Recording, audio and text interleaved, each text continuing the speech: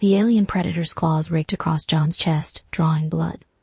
He stumbled backward, clutching the mewling cub to his chest as its mother advanced with a menacing hiss. "Easy there, Mama," John said, his voice trembling. "I'm just trying to help your little one." The cub squirmed in his arms, its iridescent scales catching the dim light of the abandoned space station. John had found it trapped in a tangle of wires and debris, crying out in distress. He couldn't leave it there, even knowing how dangerous its kind could be. The mother's 6 eyes narrowed, focused on her offspring. John's heart raced as he slowly knelt, placing the cub on the ground. "There you go, little fella. Back to Mommy." But the cub didn't scamper to its mother. Instead, it pressed itself against John's leg, chirping softly. The mother's mandibles clicked in agitation. "Oh hell," John muttered. This was not going according to plan. A distant explosion rocked the station, causing both human and alien to stumble. Alarms blared to life, red emergency lights bathing the corridor in an eerie glow. "Warning, hull breach detected. Emergency protocols initiated. All personnel evacuate immediately." The mother predator's head swiveled toward the sound, momentarily distracted. John saw his chance. He scooped up the cub and bolted down the corridor, ignoring the searing pain across his chest. Behind him, an enraged roar echoed off the metal walls. The thundering of multiple legs told him the mother was in pursuit. John's lungs burned as he ran, cradling the surprisingly heavy cub. He had to find a way off this doomed station, and fast. But with an angry alien mother on his tail and unknown dangers ahead, his options were limited. He skidded around a corner, nearly losing his footing on the smooth floor. The cub chirped in alarm, its tiny claws digging into John's arm. "Sorry, little guy," he gasped. "Gotta keep moving." The corridor had split into 2 paths.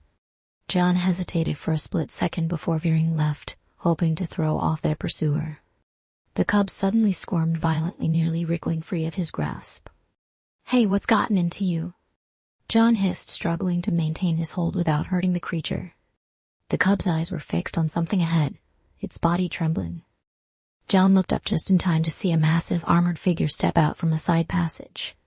It stood at least 8 feet tall, covered in intricate, gleaming armor that seemed to absorb the light around it.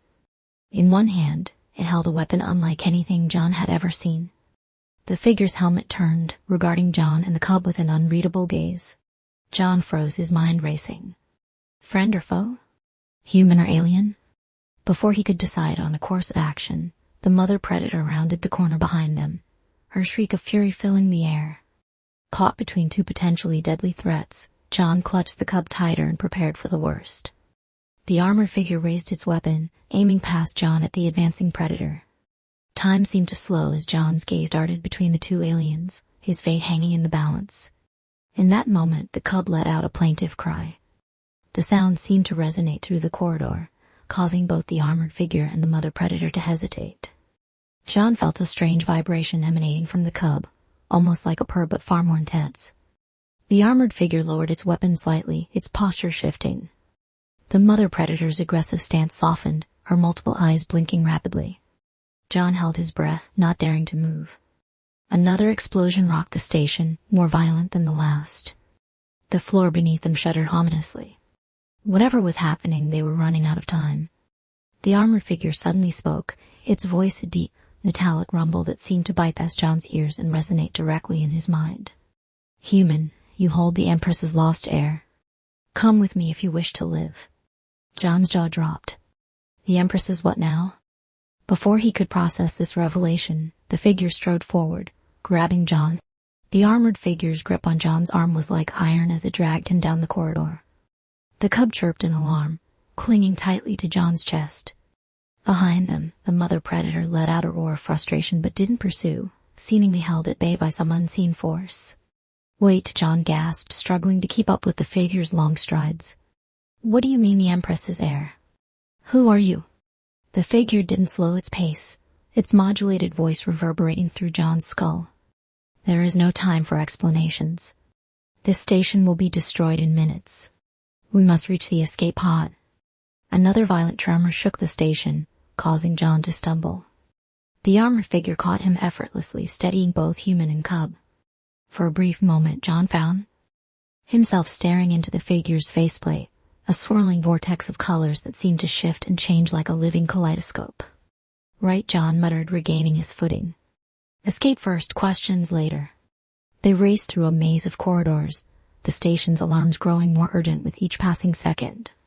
John's mind whirled with questions, but survival instinct kept him focused on the task at hand. The cub, surprisingly, remained calm in his arms, its eyes fixed on the armored figure leading them. After what felt like an eternity of twists and turns, they arrived at a small docking bay. A sleek egg-shaped pod sat in the center, its surface shimmering with an otherworldly iridescence. Enter, the figure commanded, gesturing toward the pod. John hesitated, eyeing the alien craft warily. How do I know I can trust you? The figure's helmet turned toward him, its swirling colors intensifying. You don't, but your alternatives are limited. As if to emphasize the point, a massive explosion rocked the station, nearly knocking John off his feet. Debris rained down from the ceiling, and the distant sound of tearing metal echoed through the corridors. Fair point, John conceded, clutching the cub tighter as he approached the pod. The craft's seamless surface rippled at their approach, an opening appearing as if by magic. John climbed inside, finding a surprisingly spacious interior with contoured seats that seemed to adjust to his body shape. The cub chirped curiously, its head swiveling to take in the strange surroundings. The armored figure followed, its bulk filling the remaining space. As soon as it was seated, the pod's entrance sealed shut, leaving no visible seam. A holographic display sprang to life, filling the interior with a soft, blue glow. Brace yourself, the figure warned. Before John could respond, the pod lurched forward, accelerating at a speed that pressed him back into his seat. Through the pod's transparent hull, he watched in awe as they shot out of the doomed station and into the star-filled void of space. Mere seconds later, the station erupted in a massive fireball, the shockwave buffeting their small craft. John's stomach lurched as the pod tumbled end over end, its inertial dampener struggling to compensate. The cub whimpered, burying its face against John's chest. It's okay, little guy, John murmured, stroking the creature's scale back. We made it. As the pod stabilized, John turned to his mysterious savior. All right, we're safe for now. Time for some answers. Who are you and what's this about an Empress? The figure's helmet retracted, revealing a face that was both alien and oddly familiar. Silvery skin stretched over angular features, with eyes that shimmered like pools of liquid mercury. When it spoke, its mouth didn't move, but John heard the words clearly in his mind. I am Zarek, Royal Guardian to Her Imperial Majesty, Empress Islet of the Galactic Hegemony. And you, human, have stumbled upon the most valuable creature in the known universe.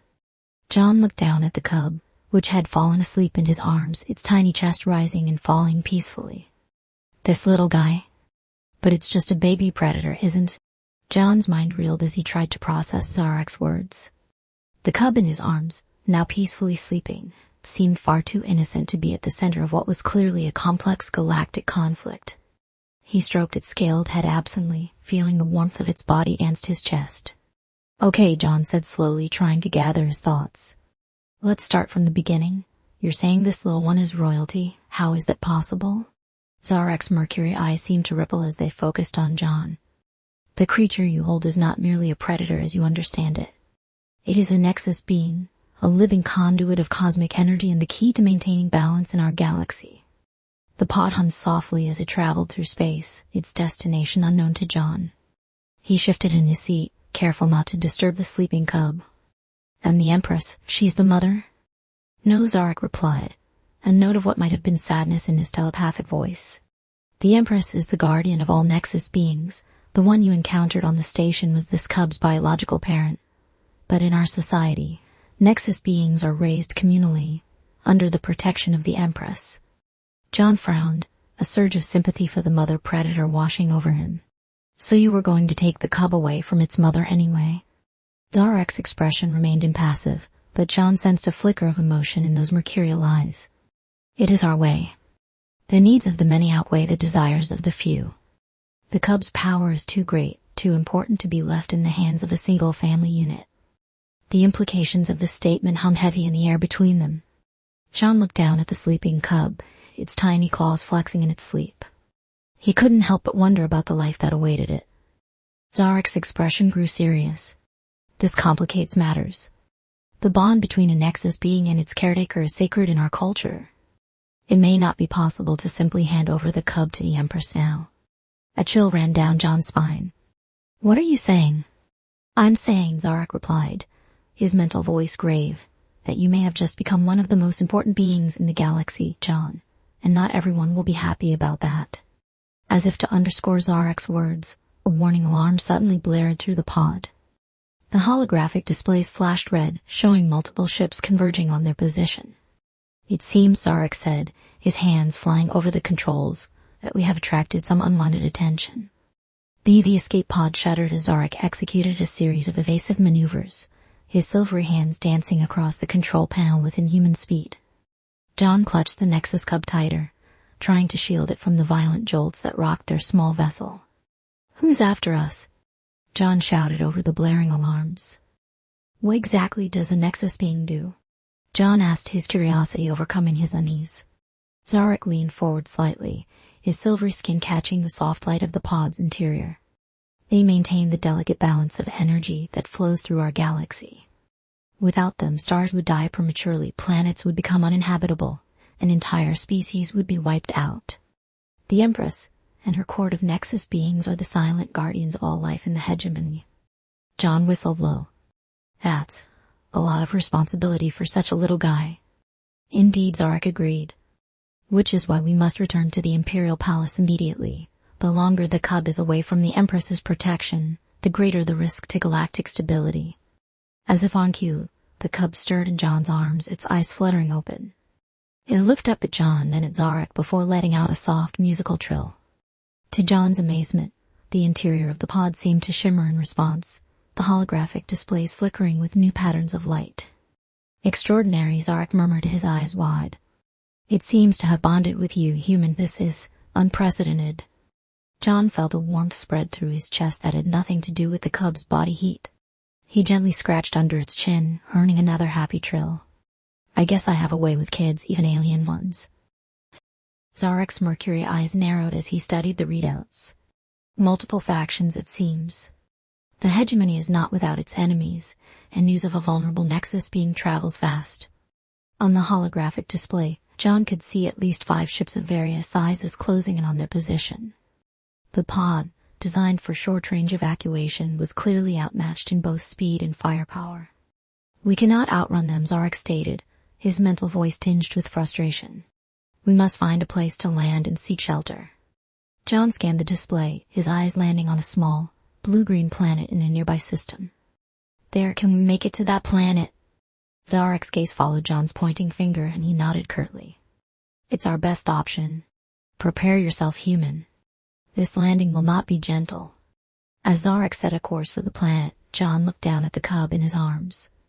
Its large, intelligent eyes met his, and he felt a wave of calm wash over him. Don't worry, little one, he murmured. I'll keep you safe. The pod entered the planet's atmosphere with a violent shudder, flames licking at the viewports as they plummeted towards the surface. John gritted his teeth, using his body to cushion the cub from the worst of the impact. With a bone-jarring crash, it hit the ground, skidding across what appeared to be a dense jungle before coming to a stop in a clearing.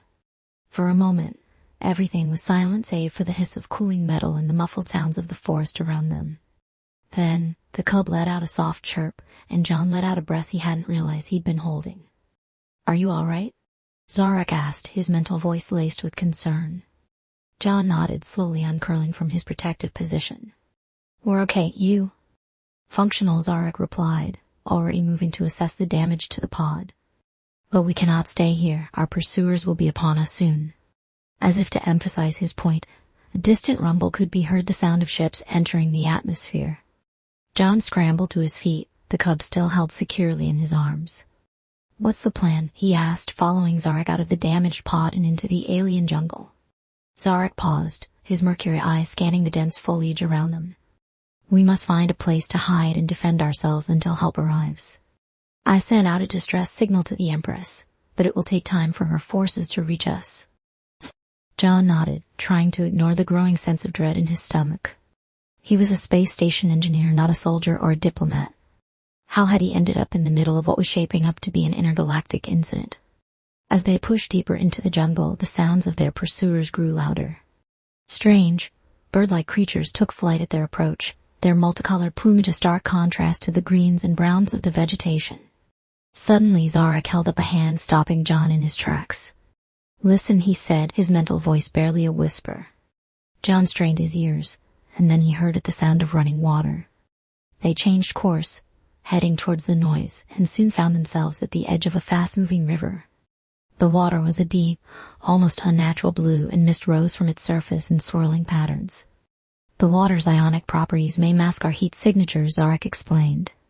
"We should follow the river upstream. There might be caves or other natural formations we can use for shelter." As they made their way along the riverbank, John couldn't help but marvel at the alien beauty of their surroundings. Bioluminescent plants pulsed.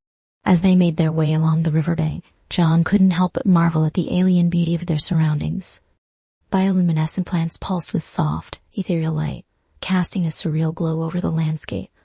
Strange, multi-limbed creatures scurried through the underbrush, their eyes reflecting the ambient light like tiny mirrors.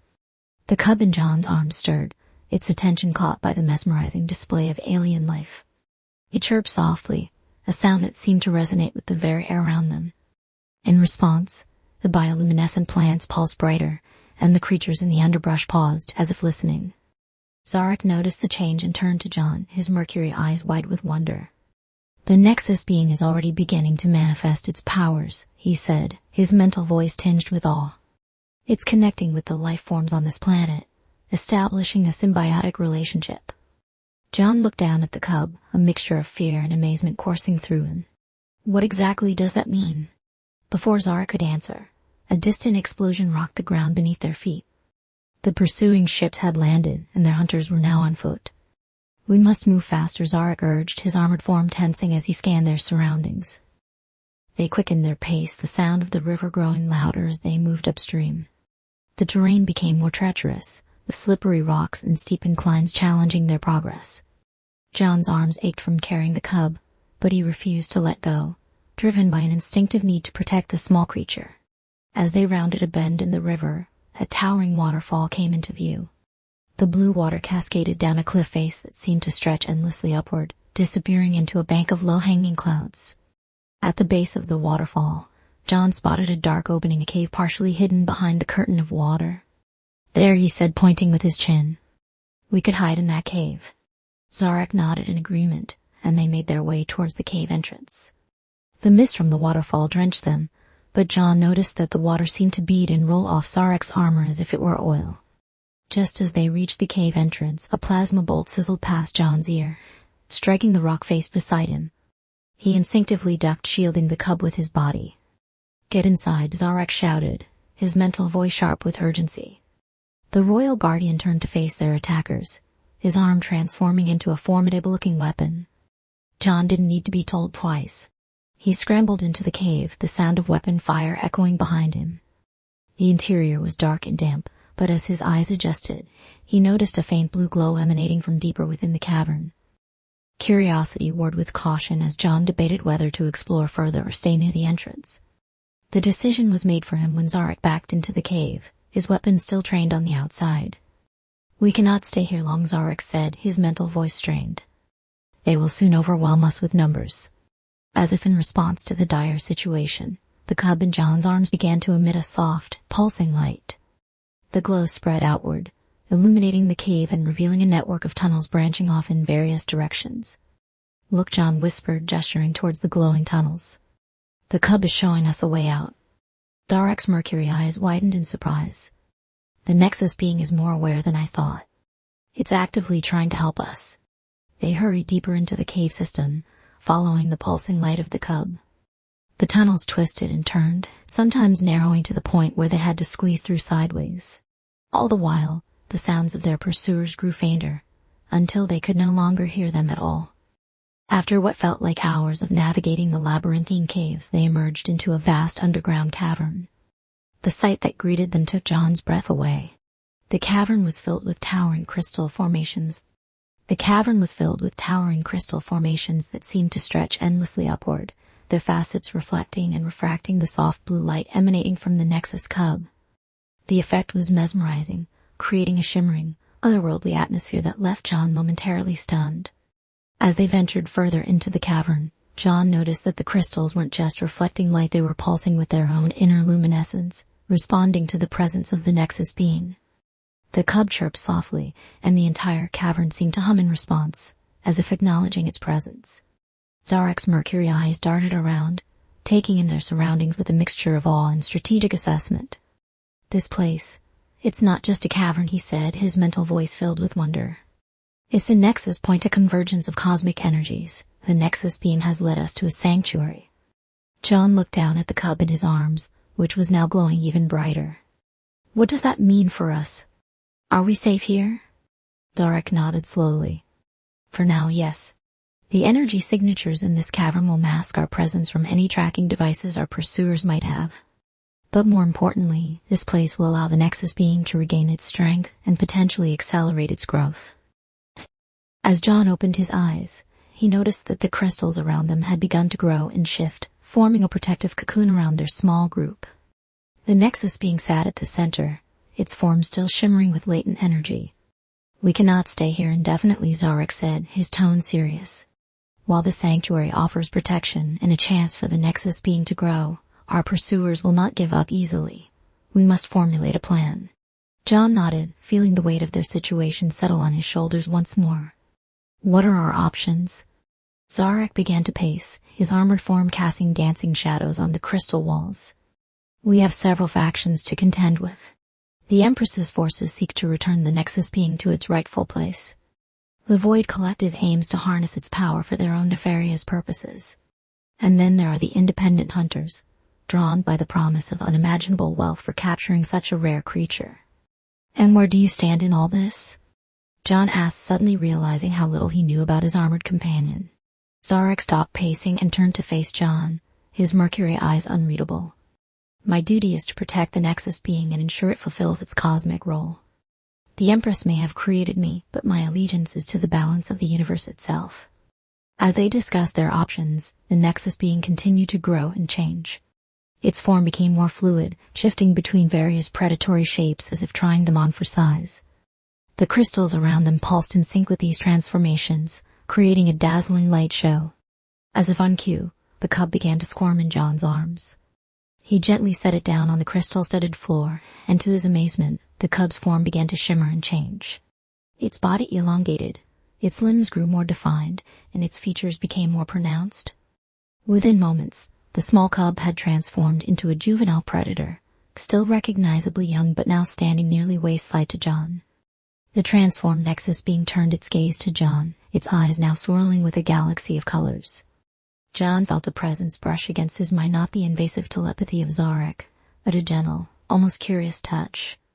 It's communicating with me, John said, his voice barely above a whisper. Zarek stepped closer, his armor reflecting the pulsing lights of the cavern. What is it saying? John closed his eyes, focusing on the alien presence in his mind. It's not really words, more like feelings, images. I see balance, harmony, but also conflict and chaos. It's showing me the role of a Nexus being to maintain equilibrium in the universe. Suddenly the Nexus being let out a sharp cry, its body tensing. The crystals, the vast underground cavern stretched before them, a breathtaking spectacle of nature's hidden wonders. Towering crystal formations reached towards the distant ceiling, their facets refracting the soft bioluminescent glow that seemed to emanate from the very walls. The air was thick with a strange, sweet scent reminiscent of honey and ozone. John stood in awe, his eyes struggling to take in the sheer scale and beauty of their surroundings. The cub in his arms chirped excitedly, its own glow pulsing in harmony with the cavern's ambient light. Zarek's mental voice broke through John's reverie. This is unexpected. I've never seen anything like this in all my travels across the galaxy. As they ventured further into the cavern, John noticed that the ground beneath their feet was carpeted with a soft, moss-like substance that seemed to absorb the sound of their footsteps. Small, iridescent creatures scurried between the crystal formations, their bodies shimmering like living rainbows. What are those? John asked, gesturing towards the creatures. Zarek's mercury eyes focused on the tiny beings. I'm not certain, but they appear to be some form of crystal-dwelling lifeform. Fascinating, this entire ecosystem seems to have evolved in isolation from the surface. As they walked, John became aware of a faint humming sound that seemed to resonate through the cavern. It was almost musical, rising and falling in a complex pattern that he couldn't quite grasp. The cub in his arms began to squirm, its own chirps and trills seeming to harmonize with the cavern's song. Suddenly, it leaped from John's arms, landing gracefully on the moss-covered floor. "Wait," John called out, but the cub ignored him, bounding towards the largest crystal formation at the center of the cavern. As the cub approached the massive crystal, the humming intensified. The crystal began to pulse with an inner light, responding to the cub's presence. John and Zarek watched in amazement as the cub placed upon the crystal's surface. The effect was immediate and astonishing. The entire cavern lit up in a dazzling display of colors, the crystals resonating with a symphony of light and sound. The cub's body began to glow brighter, its form seeming to shimmer and shift. "By the Empress," Zarek breathed, his mental voice filled with awe. "The Nexus being is communing with the planet itself. This cavern must be a nexus point, a place where the planet's energy converges." John felt a wave of energy wash over him, warm and comforting. He could sense the cub's joy and wonder as it connected with the planet's life force. For a moment, he felt as if he could perceive the entire ecosystem of the cavern, from the tiniest crystalline creature to the vast network of energy that flowed through the planet's core. The moment stretched on, time seeming to lose all meaning in the face of this cosmic communion. When it finally ended, the cub turned back to John, its eyes now swirling with an inner light that hadn't been there before. As the cub padded back to them, John noticed that it seemed different, more aware, more present. It chirped at him, and to his shock he realized he could understand its meaning. "It's thanking us," John said, his voice filled with wonder. "And it's saying we're safe here for now." Darek's mercury eyes widened. "You can understand it. This is unprecedented. The bond between you and the Nexus being must be growing stronger." Before John could respond, a low rumble shook the cavern. Dust and small crystals rained down from the ceiling, and the humming that permeated the air took on a more urgent tone. "What's happening?" John asked, scooping up the cub protectively. Zarek's armor reconfigured, scanners emerging from various panels. "The planet is reacting to the Nexus being's presence. It's shifting, rearranging itself." As if to confirm Zarek's words, the crystal formations began to move, grinding against. As if to confirm Zarek's words, the crystal formations began to move, grinding against each other with an otherworldly screech. The floor beneath their feet trembled, and John struggled to maintain his balance while holding the cub tightly. "We need to move." Zarek's mental voice boomed with urgency. "The cavern is reconfiguring itself, and we don't want to be caught in the transformation." John didn't need to be told twice. He sprinted after Zarek, dodging falling crystals and leaping over crevices that were opening up in the moss-covered floor. The cub in his arms seemed oddly calm, its eyes still swirling with the inner light. As they ran, John noticed that the passages were changing behind them, closing off and opening new routes. It was as if the entire underground system was becoming a massive, ever-shifting labyrinth. "Zarek," John called out, panting. "Do you have any idea where we're going?" The armored figure ahead of him paused for a moment, his mercury eyes scanning their surroundings. "I'm not certain. The cavern's reconfiguration is interfering with my navigation systems. We need to find a stable area." Suddenly, the cub began to squirm in John's arms. It let out a series of chirps that John somehow understood as directions. "This way," John shouted, taking the lead. He followed the cub's guidance, making split-second decisions at each intersection. They raced through a kaleidoscope of crystal corridors, each more breathtaking than the last. Bioluminescent fungi sprouted from the walls, casting eerie shadows as they passed. The air grew thicker, filled with a fineness that seemed to dance with possibilities. After what felt like hours of running, they emerged into a vast chamber unlike anything they had seen before. The ceiling arched high above them, adorned with stalactites that glowed with an inner fire. At the center of the chamber stood an enormous crystal pillar, pulsing with energy. As they approached the pillar, the ground beneath them stabilized. The rumbling that had pursued them through the tunnels faded to a distant echo. "I think we're safe here," John said, setting the cub down gently. Zarek nodded, his armor reconfiguring to a more relaxed state. "It appears so. This chamber seems to be a focal point of some kind. The energy here is extraordinary." The cub trotted over to the central pillar, placing a paw on its surface. Immediately the crystal lit up with a dazzling array of colors. Images began to form within its facet: star maps, alien landscapes, and strange symbols that seemed to shift and change as John tried to focus on them. Incredible, Zarek breathed. It's a repository of knowledge. The cub is accessing information stored within the planet itself. John watched in amazement as the cub's eyes darted back and forth, absorbing the flood of information. He could feel a faint echo of it through their growing bond, snippets of ancient histories, glimpses of cosmic events, and whispers of prophecies yet to unfold. What is it learning? John asked, his voice hushed with awe. Zarek's mercury eyes narrowed in concentration. It's difficult to say. The information is vast and complex. But I believe, yes, the cub is learning about its own nature, its role as a nexus being. As they watched, the cub's form began to shimmer and change. It grew larger, its limbs elongating, its features becoming more defined. Within minutes, it had transformed from a small cub into a majestic creature that stood as tall as John's chest. The newly transformed nexus being turned to face them, its eyes now pools of swirling galaxies. When it spoke, its voice resonated not just in their ears, but in their minds as well. As they progressed deeper into the cavern, John began to notice patterns in the chaos. The crystals weren't moving randomly, there was a purpose to their rearrangement, as if the entire cavern was solving some grand, cosmic puzzle. Suddenly, the cub let out a high-pitched trill, and the movement of the crystals intensified. A massive formation rose before them, its surface rippling like water. As they watched, an opening appeared in its center, revealing a tunnel bathed in soft blue light. There, John pointed. I think that's where we need to go. They sprinted towards the opening, dodging falling crystals and leaping over crevices that appeared in their path. Just as they reached the tunnel entrance, a tremendous tremor shook the cavern. John stumbled, nearly losing his grip on the cub, but Zarek's strong hand steadied him. They plunged into the tunnel just as the opening began to close behind them. The sound of grinding crystal faded, replaced by an eerie silence broken only by their heavy breathing and the soft patter of their footsteps on the crystalline floor. As they caught their breath, John turned to examine their new surroundings. The tunnel walls were smooth and translucent, pulsing with a gentle blue light that seemed to flow like water. It was as if they were standing inside a living vein of the planet itself. Incredible, Zarek murmured, his mental voice filled with awe.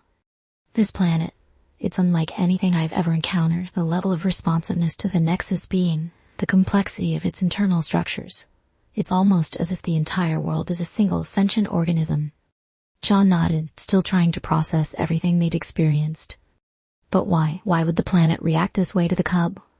John, Zarek, I thank you for your protection and guidance. I now understand my purpose and the gravity of my existence. John felt a lump form in his throat. The bond between them hummed with a bittersweet energy, joy at the being's growth, tinged with the sadness of him.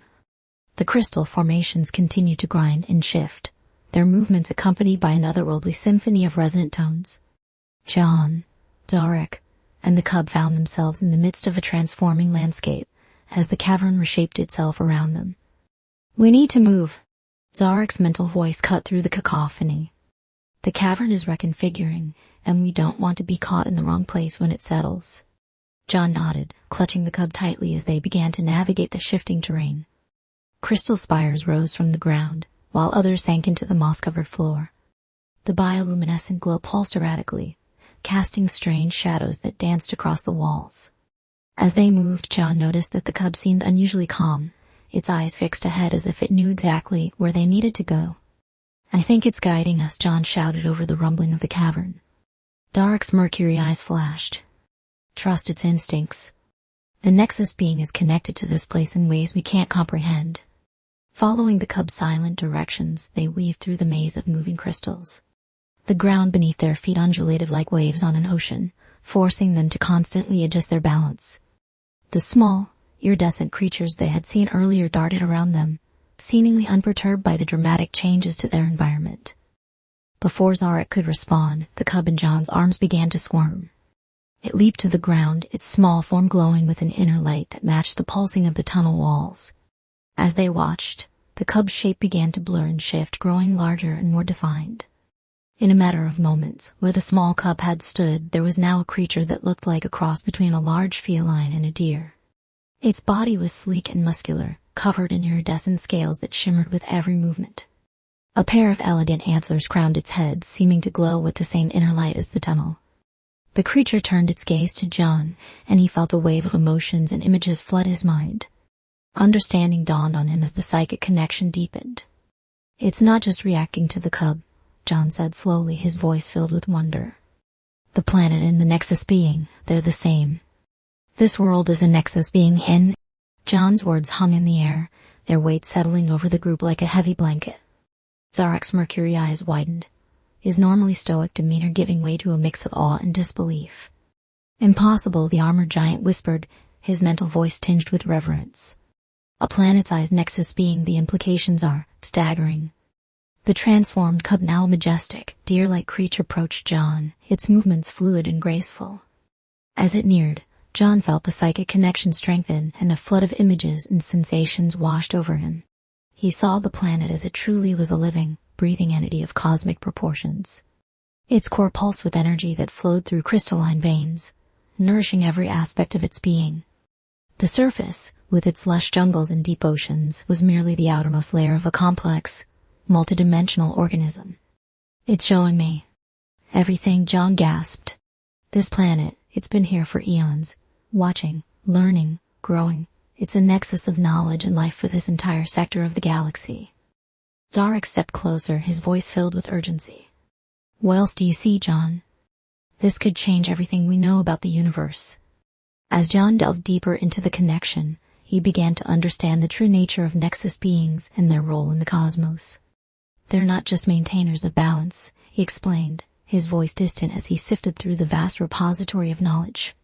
"They're the very fabric that holds reality together. Without them, the universe would unravel." The deer-like creature nodded, confirming John's words.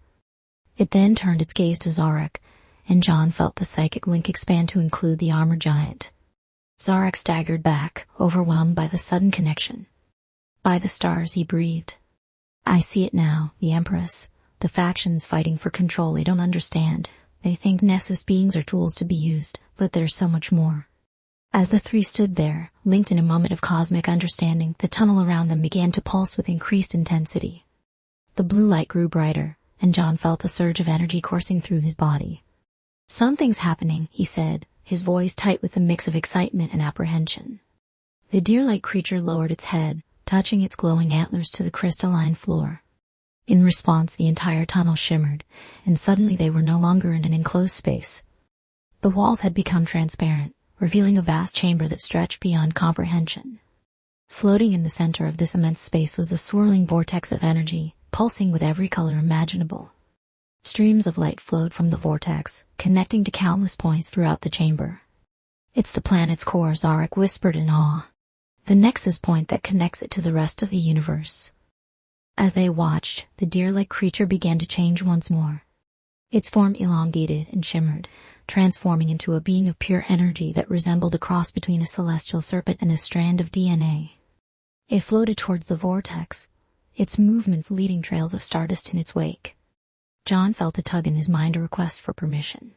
He understood instinctively that the Nexus being was asking to share more, to show him and Zarek the true scope of its existence. "Yes," John said without hesitation. Beside him, Zarek nodded his agreement. In an instant, their consciousness expanded beyond the confines of their physical forms. They saw the planet from the outside, a shimmering jewel in the vastness of space. But it didn't stop there. Their perception continued to grow, encompassing solar systems, galaxies, and beyond. They saw the intricate web of connections that linked all Nexus beings across the universe. Each one, from the smallest cub to this planet-sized entity, played a crucial role in maintaining the delicate balance of existence. But with this expanded awareness came a chilling realization. The universe was in peril. The constant conflicts and power struggles over Nexus beings had begun to destabilize the cosmic balance. If left unchecked, it could lead to the unraveling of reality itself. As their consciousness returned to their bodies, John and Zarek exchanged a look of profound understanding. They now knew their true purpose: to protect the Nexus beings and educate others about their vital role in the universe. The energy being that was once the cub floated before them, its form shimmering with possibility. It communicated a final message, a call to action, a plea to become guardians of the cosmic balance. John took a deep breath and nodded, accepting the enormous responsibility. "We'll do it," he said, his voice filled with determination. We'll protect you and spread the truth. Zarek placed a hand on John's shoulder. Together, he added, his mercury eyes gleaming with newfound purpose. As they stood there, human and alien united in a common cause, the chamber pulsed with approving light. Their journey was far from over. In fact, it had only just begun. But with the wisdom of the Nexus beings to guide them and their unwavering resolve, they were ready to face whatever challenges lay ahead in their quest to safeguard the very fabric of the universe. The energy being swirled around them one last time before merging with the vortex, leaving John and Zarek to contemplate their newfound destiny. As they turned to leave the chamber, they knew that their lives and the fate of the cosmos would never be the same.